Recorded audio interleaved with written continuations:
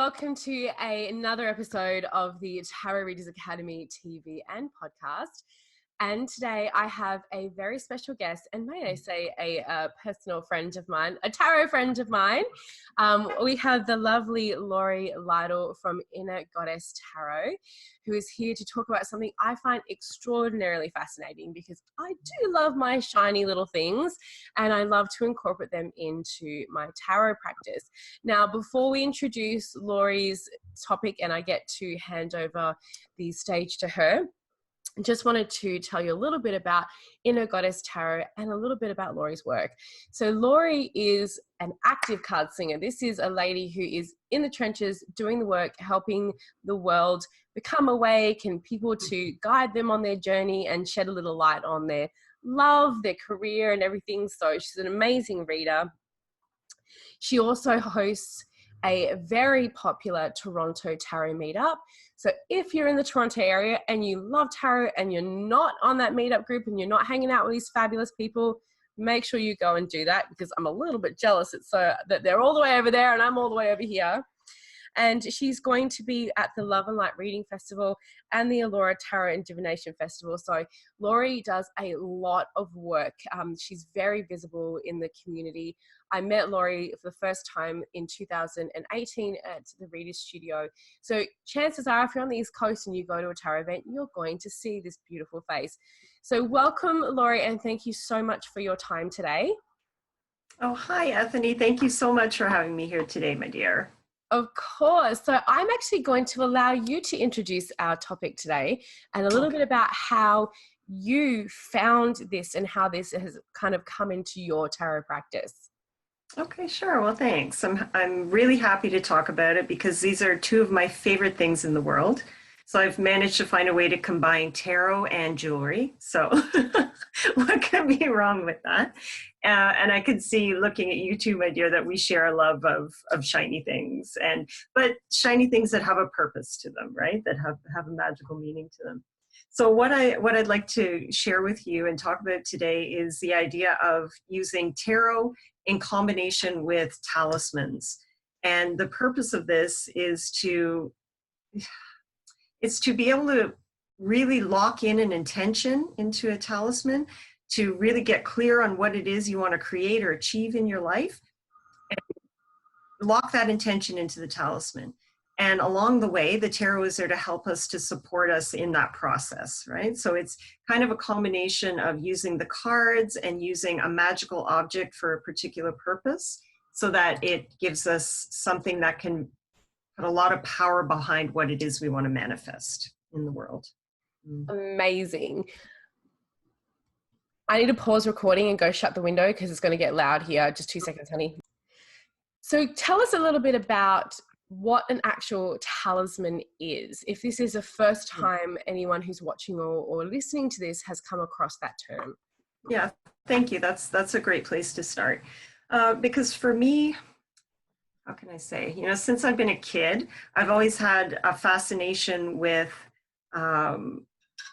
symbolic jewelry, right? So even before I knew I was doing it, I was wearing things like amulets and talismans with protective purposes, right? So from, when I was born, my Oma, my Austrian grandmother, gave me a guardian angel. Then I added an evil eye to it, this kind of thing. So I guess just to back it up a bit, even to talk about what we're actually working with here. So when I say an amulet, that's usually something that has a protective purpose, right? So it's something that's going to protect you from harm, from illness, from any kind of disaster that might come your way. And that can be something like a pendant or a coin or something you carry around in your pocket. But essentially, amulets are protective, to ward off something. When I talk about a talisman, what I like about working with talismans is they're more active. So a talisman is a magical object that you have selected and worked with ritually and consecrated for a particular purpose. So it's a little more active and focused than something like an amulet that's just there to protect you, or a lucky charm that you may carry around just with, the kind of vague hope that it's going to bring you some kind of undefined luck, right? A talisman is something that we're working with an intention, and we want this magical item to support us and help us in achieving a particular outcome or goal or manifesting a desire. Right? So talismans, I think, are powerful in that way, that you're using them for a purpose rather than just general sort of help me, protection, or luck, that kind of thing. That's really interesting too, because there's so much in those, you know, lucky charms or superstitions. And then I like how you were talking about, because even an amulet can be activated magically. And as you very well know, and I'm speaking your language, you can activate an amulet, or it can be a collective consciousness amulet. Like the pentagram is one that is a collective consciousness. If anyone knows what that really is, then they know that's the protective amulet.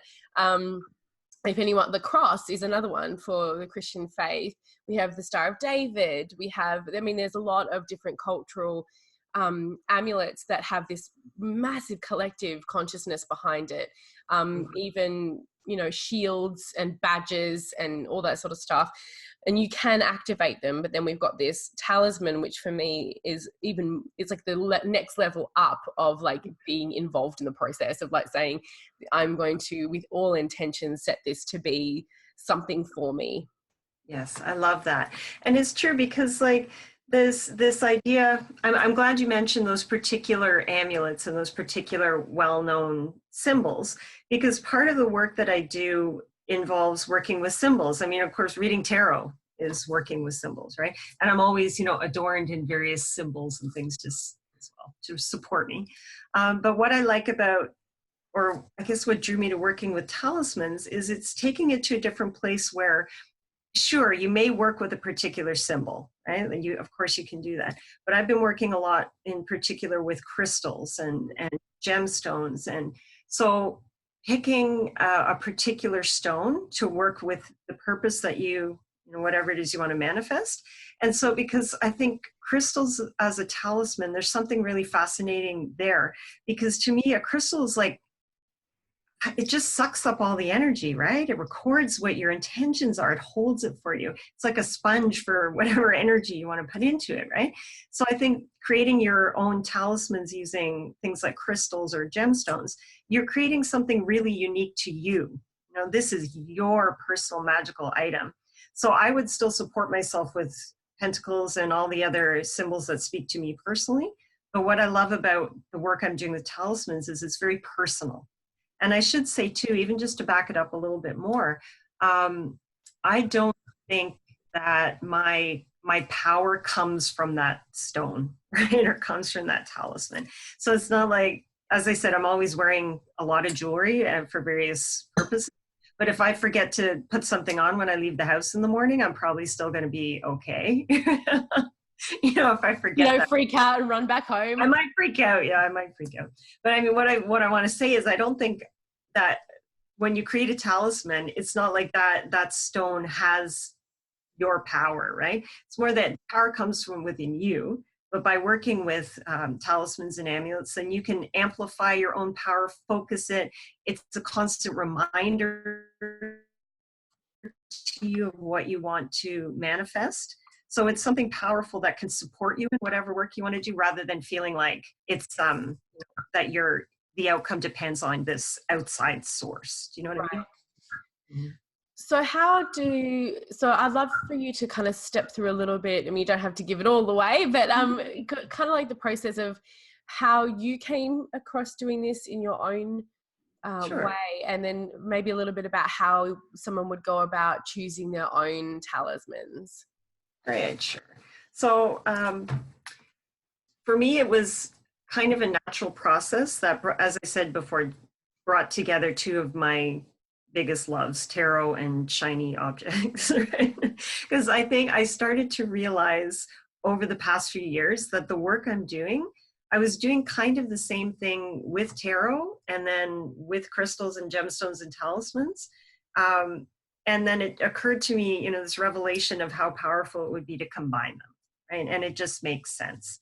So essentially, the process that I do for myself or take my clients through is that we would use the cards to help us to get laser sharp clarity on what it is they actually want to manifest.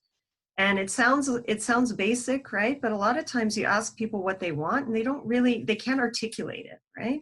Or they can't even believe it for themselves, or they can't see it, right? So we'd sit down and I create a particular tarot spread depending on the situation or the timing or what it is, the topic that they're coming to see me about. And we use the cards to get to this place of clarity where they can see what it is they want and they know it. And also asking the cards for anything that would be helpful in achieving that, action steps they can take, all this, like really getting it tight to where, okay, we can see it, what it is that you're going to create. And then the next step would be creating some kind of affirmation, mantra, power word, power sentence, whatever, poem, song, whatever resonates with the person, so that we distill that tarot reading down to something really memorable and powerful. And I always recommend something short, right? Sometimes we can create something beautiful and long, but something short and powerful that really sums up what it is that you are going to create or manifest with the help of this talisman. Then the next step would be to do a ritual, take my client through a ritual or myself, where we're locking that intention into that talisman.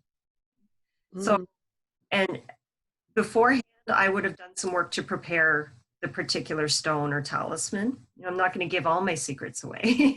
No, don't. Please don't. It's your secret sauce, honey.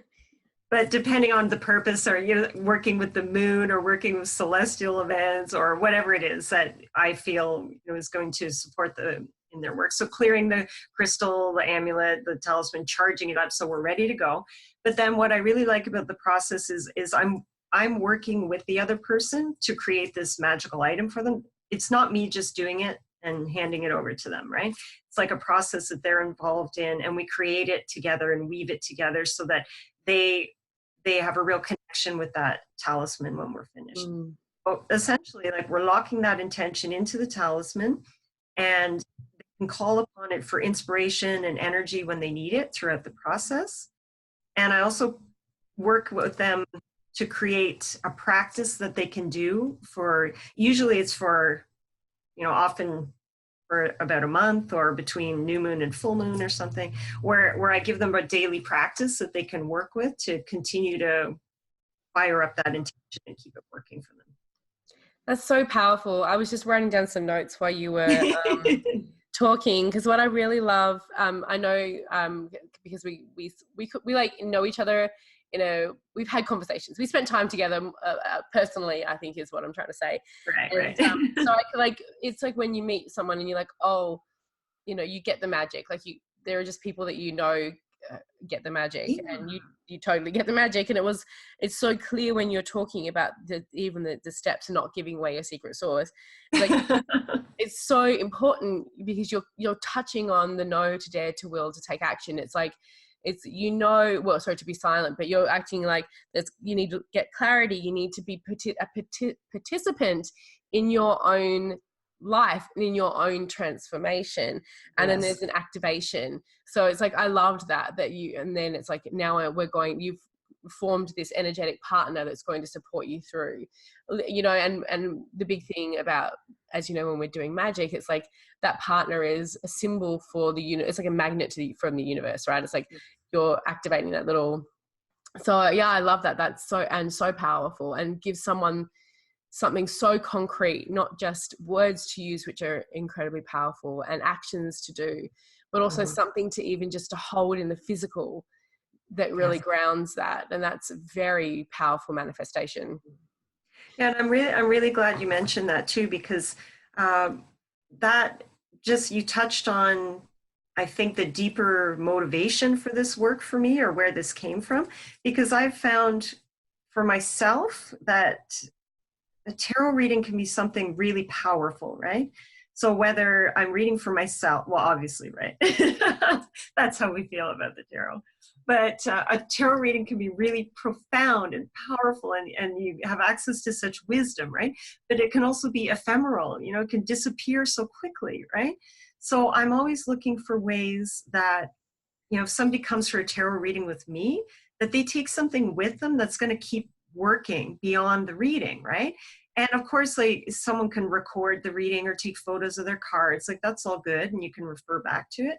But there's something really powerful about having that physical object that you associate with the reading, with the wisdom that you gained, and it supports you in a different way, right? And it makes sure that the reading can continue to have impact long after you've been to see me or been to see someone, right? It's such a great, and it's a little gift, right? It's that little gift from the universe. It's funny, I was thinking like a lot of meditations that I do, guided meditations I do for my group, we talk about taking, often there is a gift given, Yes, or a symbol or something that is something for you to take to your astral altar and to leave there as a reminder from the work that you've done through the path working. And it's it's interesting just how one little thing, one little symbol, one stone, one rock, one whatever it may be, a dried flower, a twig that you find, a hollow stone, whatever it may be, recalls like such a memory, because as you said, it records everything. It's the key that opens the door to that entire experience. So it's a very powerful thing when you start to actually sit with the significance of those items. Yes, definitely. And I've found that this works well. I've had this, gone through this process with private individual clients, and I've also done it in groups, like in classes as well, where we're working with the same talisman or the same stone for a particular purpose. And we go through a guided meditation as well, just as you're describing. And it's something really powerful, because like as the reader or as the teacher, I'm just there to facilitate it and guide them and give them what they need to create their own magic, right? And there is, like, as you said, there is something really nice about having a tangible object with you, right? Because I'm a collector. Like, I don't know if you can, but I love shiny things and representations of my goddesses and of the symbols that speak to my soul, right? So, and that's actually why I think I was drawn to the tarot in the first place, because the tarot is something that's so rich with all of those, as we said before, so rich with all those symbols. So I often try to incorporate something into the reading that is something physical as well. So before I started doing the actual talismans, I often ask my clients to pull a charm from a bag, and then they take that with them, or just as you say, give them something physical to take with them. And people are always like so delighted with that, right? Totally. It's like, hey, I have something I can hang on to that's going to help me remember this. So yeah, who doesn't love a little gifty? I know I definitely do. me too. Yeah, Even if they don't, even if you've got someone who's like super muggle, who like doesn't quite get what the importance of that is, even that exchange of like, I'm giving you something to help you support this, even if you pop it in your your car or back at home, it's such a beautiful exchange to be able to feel that and finish off that reading.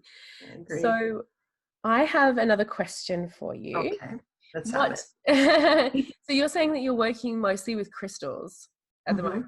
So do you have like an entire stash of crystal? Like how do you do that? How do you know which one wants to go home with someone? How does that work for you? And again, don't give away the secret sauce, but like I just kind of want to know. Do you have like a crystal shop behind you? Yeah, I know many secrets are lurking behind here.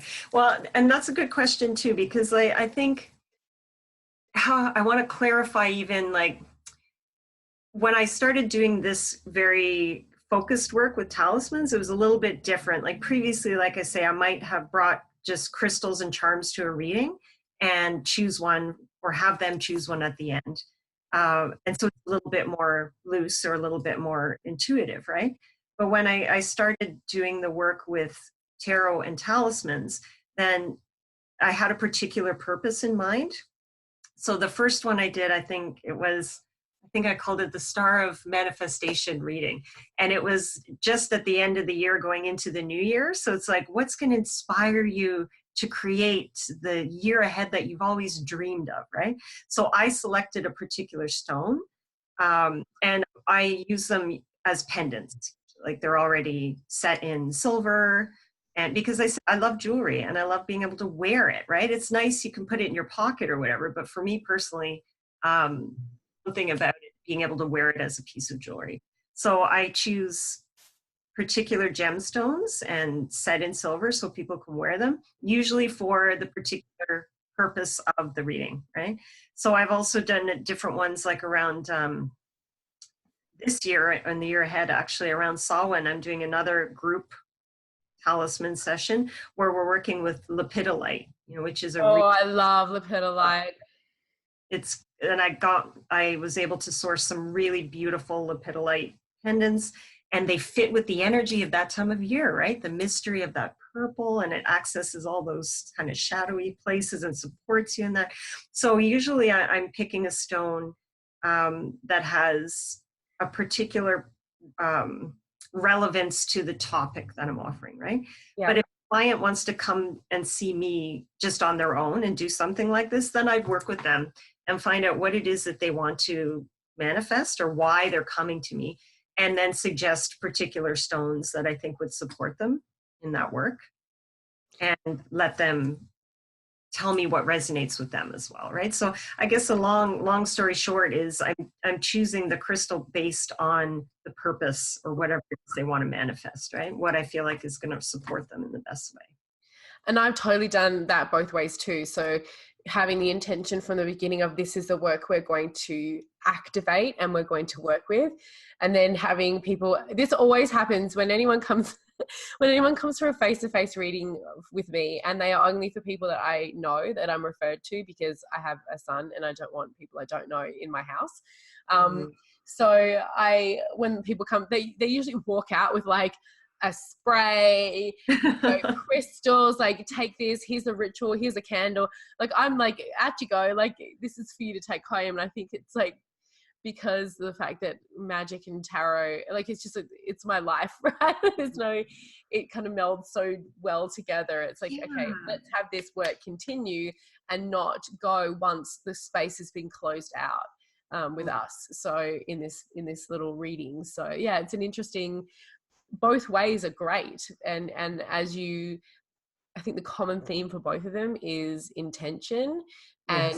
And we're stretching out the magic, right? We're like working the taffy of the magic of having it keeping going. And like I've had this ring. This ring is probably one of my biggest talismans. It's just a quartz. It needs a wash. It needs a clean, but it's a quartz crystal ring that I got from Spellbox in Melbourne, which is a very well-known magic shop. It looks like the shop from The Craft. It is so beautiful. It's just so stunning. And it's got a pentacle carved in it 4 times. Amazing. Cut into the back of it. So I used to be able to wear this to my corporate job and no one would know that I'd have a talisman of protection on me at all times. Everyone was just like, oh, that's a pretty ring.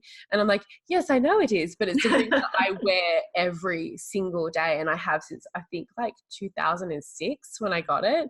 So there's some powerful things that once you have the things that work for you, that you can carry on. Wedding rings are another one, right? Mm-hmm. They carry everything. And I'm glad you mentioned that too, because of course, some of my clients too, just as you mentioned, like they might not be telling people they're going for tarot readings, right? They may not, they may not be telling people that they're getting interested in our magical world.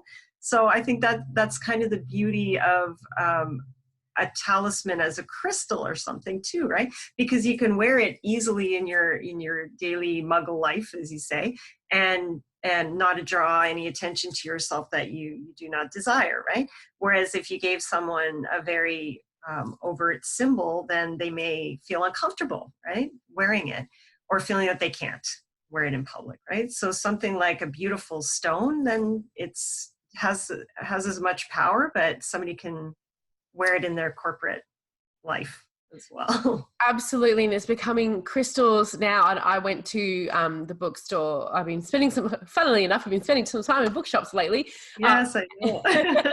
And I went into the crystal section, like the self-help, crystal tarot, I'm always in there. and the amount of books that have been made, like coffee table books with really beautiful photography, all about crystals. You know, Judy Hall, well, Melody, first of all, with the Songs of the Earth, Melody, you know, the big purple, everyone's got that book.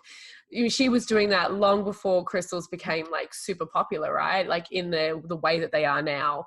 But now it's like, it's so accepted and so mainstream. You could literally have a little crystal garden with succulents at your any of your corporate jobs, and no one is going to bat an eyelid. Like nobody. It's true. And I think that that brings me to something that was percolating in my mind there too. It's just like, I think the nice thing about, crystals are wonderful because of what they are, right? That this natural substance is so miraculous, right? But I think there's something about working with crystals or making your own talisman that resonates with people right now as well, because they're interested in the world of magic, they're interested in the mystical world, but perhaps they're not at the point where they want to get deep into esoteric magic or symbolism, or so they may not be fussed about that, right? So they're looking for something more organic and to support them. And so creating their own talisman, it's something like you're bringing in your own intuition and your own viewpoint for it, rather than using a symbol or having a symbol kind of imposed on you. Do you know what I mean? So it kind of resonates with people now who are coming into our world, and they're enjoying reading the cards intuitively. They want to learn about their own intuition a little bit more, and maybe not getting so much into other details. So this is a kind of work that they can do that has power, but also resonates with them, I think, if they're new to the world, right? I love that. So can you talk a little bit about what happens after? Like you get this beautiful talisman. Say I've been working on it until the full moon, or if it was a banishing or whatever it may be, till the dark of the moon. What do you get people to do with their talismans after the work is done? I mean, the work is never really done, but you know what I mean? That's a good question, because, you know, I in my own travels and practice with talismans and lucky charms and amulets and everything, I know you're often supposed to destroy them, right? After they've served their purpose. And I'm really not good at that, you know? I would honor the piece and express gratitude for it.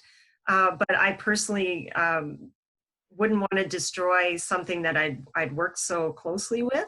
So I think it depends, just as you said, it depends on the work. Like if the person has a really concrete goal, and through their work with the tarot and the talisman, they achieve that goal, like it's very clear, then I might ask them to do a practice that kind of releases the purpose from the talisman, you know, like thanks it for its work.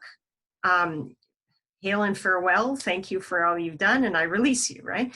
And then it becomes just a piece of jewelry that you can wear and still call upon for inspiration and support, but you've let the universe know that the work is done, and thank you for that, right? But more often than not, the talismans that people are creating, they may not be for something quite so concrete, right? Mm-hmm. So it may be something that it's an ongoing practice, right? It's something that if somebody, for example, they're looking for a talisman to support them and give them better self-confidence or support them in self-love or something, then this is really, how do you say, okay, my work is done, right? It's a little bit more amorphous. So in that case, I would do a little bit of a different take on it, where this is your talisman that's there to support you in the long term. So I guess, and you can continue working with it. So I guess I would say it depends on, have they achieved a concrete outcome and it's done, then we would release it. If not, it's something, it can be a piece that they could work with very long term, ongoing. Right, and that comes to things like wedding rings or rings of power, and often in Wiccan initiations, you're given a gift from the high priestess and the high priest, depending on what kind of circle you're in. But often that's a practice. I remember that very well, and I remember being in initiations and going shopping, and it's like, it's so much fun going shopping for yourself. What toys are we going to get them? Have a knife. And often things like that, like you may get a pentacle or a pentagram with the common symbol on it, or with your next degree, like the station that you're in, if that's the kind of system that you're in. So, and that's something that you would wear continuously. Some people get tattoos.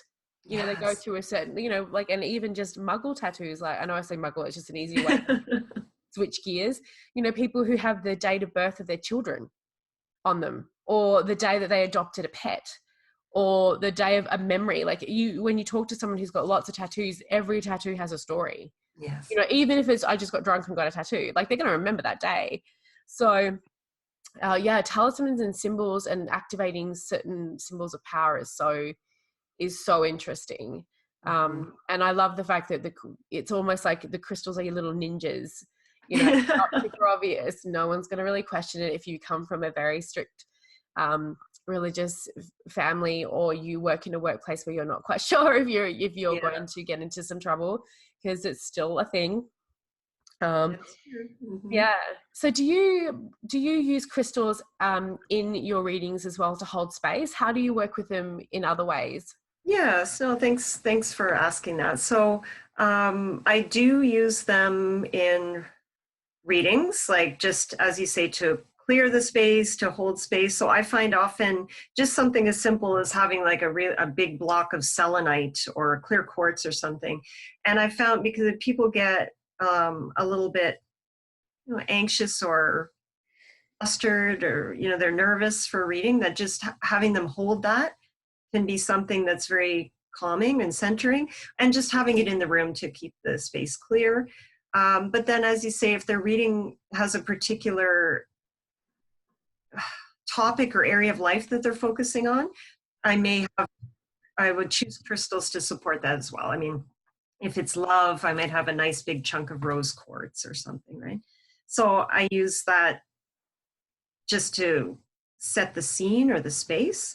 And then, as we were saying before, I may give someone a particular crystal to hold throughout the reading, and kind of the idea, like it's recording the reading for them, and then they can take it with them, right? So rather than it being a talisman or something with an intention, it's more like this crystal is going to record this reading for you on some level, and you're going to take it with you, and you're going to remember it when you have it, right?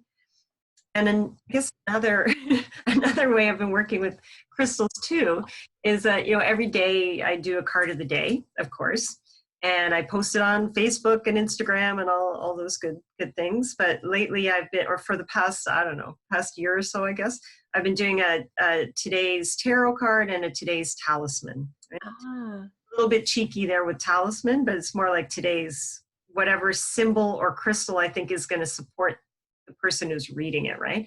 So I relate it to the tarot card if it is immediately apparent, or perhaps, you know, the day of the week, or, you know, what other energy is going around. So I encourage people to take the message of the card of the day, and then also they can, if they have that stone, or if they have something with that symbol that I put as today's talisman, they can wear it for the day or call upon it too. So there's so many ways to work with crystals. And that's the thing. It's like, it's really honestly to your imagination. Like, yes, there's so much you can do. So we've got two more questions before we can start to wind down. Okay. The first one is, how would you suggest people to begin with this work if this is something that is like speaking to their soul? Obviously, if they're not tarot readers, or they're not someone who wants to participate in doing this for themselves, of course, my first thing would be like, get yourself a reading with Laurie, because she obviously knows what she's doing, and you're going to learn from the master in that. And, you know, because some people they read for themselves, and other people are just interested in learning about different readers out there. So, and I would, hand on heart, always recommend you. Because especially because at the moment there's we need a lot of good value, like you know what I mean, like really reputable readers, and you're definitely. Oh, yeah. And then after you sort of answered that one, tell us a little bit about the Tarot Talismans meditation. So 2 questions for you, my love. Okay. So first one is how to get started, right? So that is something too that you mentioned in meditation. So if people go to my website, then I have a free downloadable meditation that sort of takes you through a process that you can do yourself. So even if you're a beginner with tarot, then it's very simple, right? So essentially anyone who's a complete beginner can do that. And it takes you through a meditation where you can kind of fuse the energy of the card with the talisman. And it's kind of a nice place to start. But I think, as you say, like, I think if someone is completely new to tarot or not so fussed to read for themselves, then certainly they could start with working with crystals as well, right? So I would recommend choosing a crystal that really resonates with you, like going into a crystal shop, which is one of my favorite things, and just seeing what you're drawn to, right? And intuitively select that crystal and start to get to know them. So I think, of course, like studying, reading the books, studying is crucial too. But I think go with your instincts, go with your intuition, right? Choose a crystal that resonates with you and just carry it around with you. Hold it in your hand. Try to match your energy with it, right? And see what it's trying to tell you. But, as you mentioned as well, though, I would recommend go and get yourself a tarot deck and start with that, right? So if you have a tarot deck, you have a crystal, start with just drawing a card from your deck, asking, what do I need to know about this crystal? Or what do I need to know about this talisman? And see what card comes up, right? So start with a little bit of a spirit of play and getting your intuition fired up and see where it takes you, see if the cards and if crystals resonate with you. That is so great. Play cannot be, it's so underrated. I'm all for having fun. Like if something's not fun anymore, like what are we even doing here?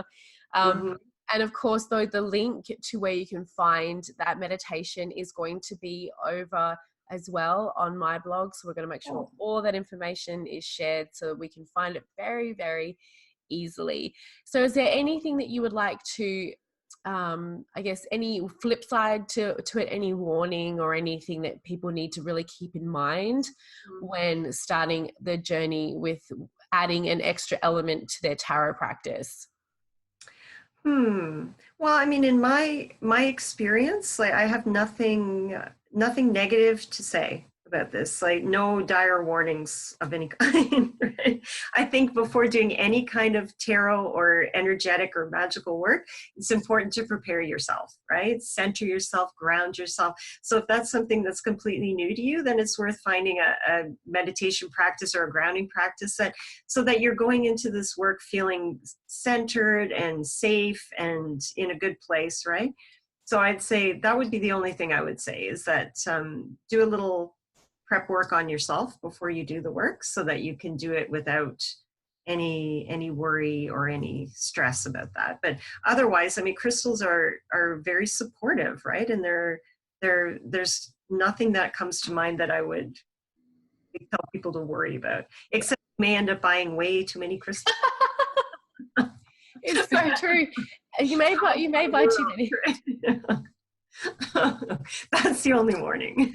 Welcome to the club of people who have lots of crystals and lots of decks. We have a place at the table for you. Yes, exactly. Come and we're sucking you into our world. And it's so interesting too. I find that depending on my needs, like when I was in Banyan yesterday, and I found it really interesting. And this is something I wanted to offer to everybody. I have always been very attracted to purples and blue crystals. No surprise there, right? Throat chakra, higher chakras, third eye. They have been my absolute jam forever. Apatite, amethyst, aquamarine, all of those are very, very much my love. What I have found really interesting is now when I go into crystals, I bought some yesterday, pink calcite. Oh my gosh, I found this beautiful pink calcite, probably one of my favorite stones right now because I love calcite. The rainbows that you can get in calcite are like unlike anything else. Opals, pink rhodochrosite. I've got these beautiful, every time it's now pink and green. Wow. And more the earthy colors. I'm like, wow, I'm really sinking into some of my lower chakras now. Beautiful. Thing to when you go into a crystal store, stand in front of maybe the little tumbled stone section and go, what does my soul need right now? And really feel into what color and what stones you're being attracted to, Because I've certainly found while I'm going through my own journey as a person, that I still bought Appetite yesterday. Like that still happened, but I bought I'm like, wow, I'm really getting into these beautiful soft pinks, these greens that I wasn't attracted to before. Isn't that interesting? 'Cause I felt the same thing as well. Like I'm drawn to the purples, of course, as well. But then I went into a time in my life where all of a sudden, like pyrite, man, that was the best thing. And I'd never been drawn to it before, right? So these sort of grounding, earthier ones, where usually I'm all up in here, right?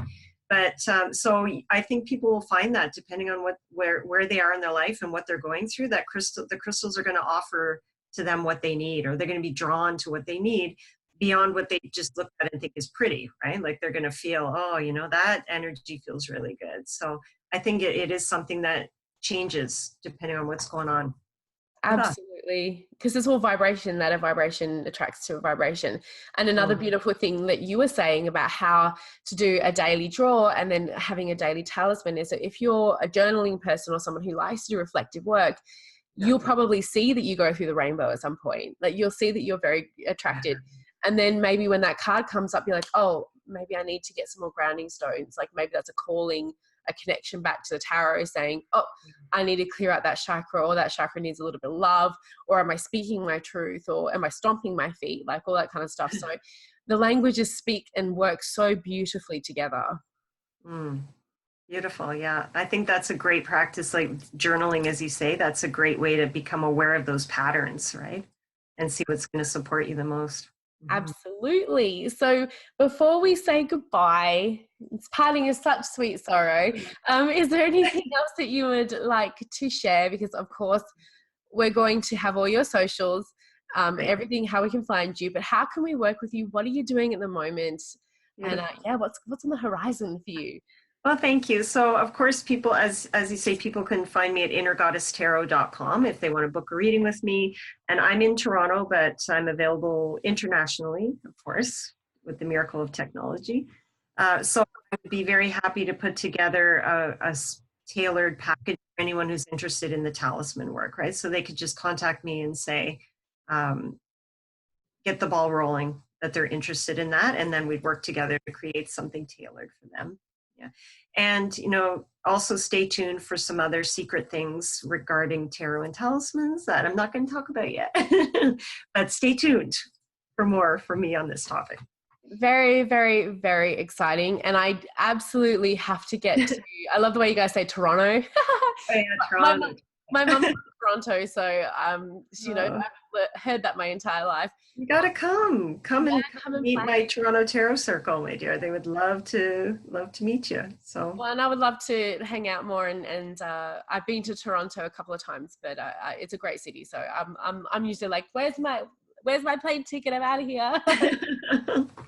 So thank you so much. I know that I have been super inspired. So much great food for thought there. And thank you so much for the meditation for everybody.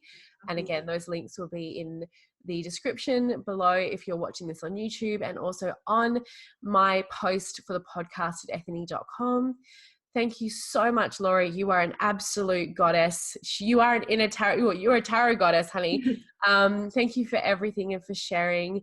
And we'll hopefully see you soon. Yeah, thank you so much. It was really a pleasure to get to chat with you today. And we'll see you next time at the TRA TV and podcast.